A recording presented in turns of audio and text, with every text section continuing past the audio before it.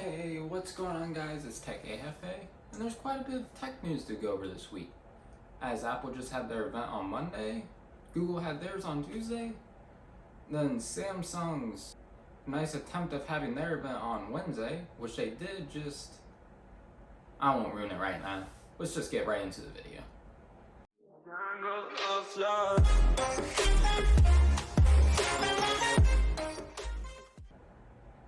So Apple just had their Unleashed event on Monday, announcing some new MacBooks, and let's just say, this could be a game changer.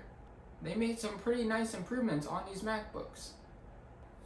First off, they added some things back that they had removed in the past. The 14 and 16-inch models both will come with an HDMI port. Thankfully, they kept the Type-C port. It will also come with a full-size SD card slot. And the old and very low MagSafe charger, baby. Yes, they added back the MagSafe charger. So no more knocking over your laptop when you try to move around. They finally put the function row back on the keyboard and got rid of the touch bar. And as an apology, they made it a full height keyboard. The display is a mini backlit Retina XDR display with 120 Hz adaptive refresh rate. Then weirdly enough, it has a notch. Then their chip claims to be crazy faster than last year's M1 chips. Apple claims the new M1 Pro is 70% faster and 2 times the graphics performance.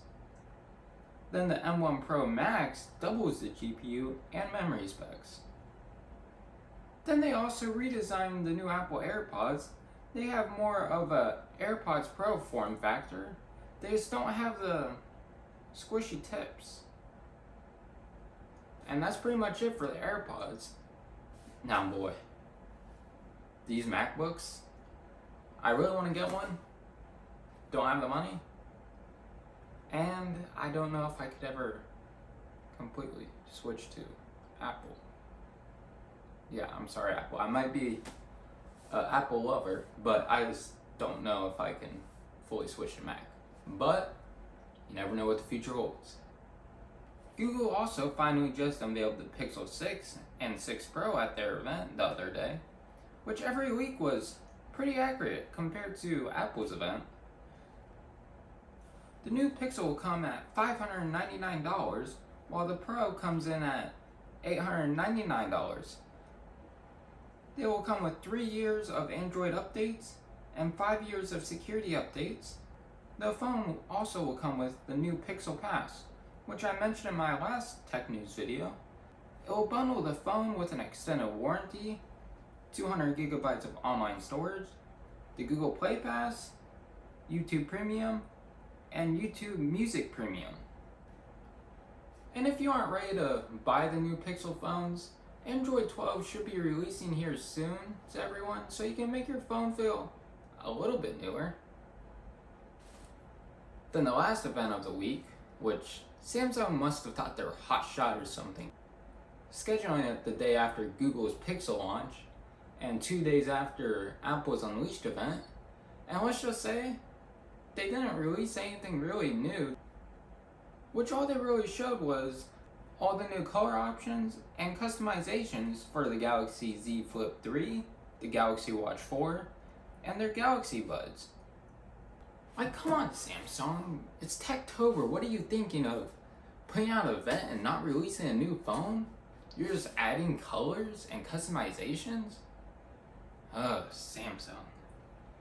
But anyways, Facebook apparently is going to change their name next week, which just should be read as a parent company that owns Facebook and their subsidiaries. And funny enough, Google did a similar thing back in 2015 with using the alphabet, an opportunity to get rid of their motto. According to The Verge, Facebook has no plans of changing their motto.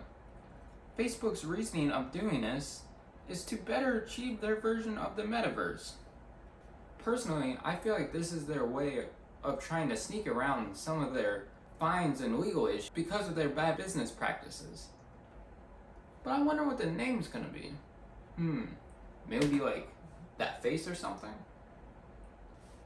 And if you're trying to buy a new CPU now, I might wait, because if these roadmaps are correct and accurate, then the new 12th gen Intel Alder Lake CPUs will be coming out very soon.